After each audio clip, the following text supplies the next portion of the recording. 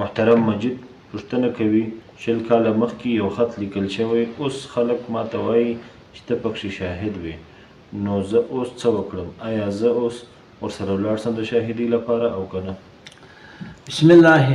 بسم الله الرحمن الرحیم. حامدا مصليا. محترمه که چیرې ستا د شاهدي د خط په وجه په یاد شوي، دا زموږ په مخ کې هم داسې تېر شوي دي چې خط ورکول شوی په خط کې لیکل شوی د ده ير و چې خط والا خط ورته ووایي چې تا خو شاهد شوی، نو بیا اوس نو شاهدي خو اکثره وخت پر حقوقو وي، نو که ته شاهدي نه کړې ادا د حق تلفیږي، نور شاهدانو نصاب نه پرې کېږي، نو پر تا باندې لازمه دا ده چې ورسره ژبه شاهدي به ادا کوې. ولا تکتموا الشهادة ومن یکتمها فانه آثم قلبه.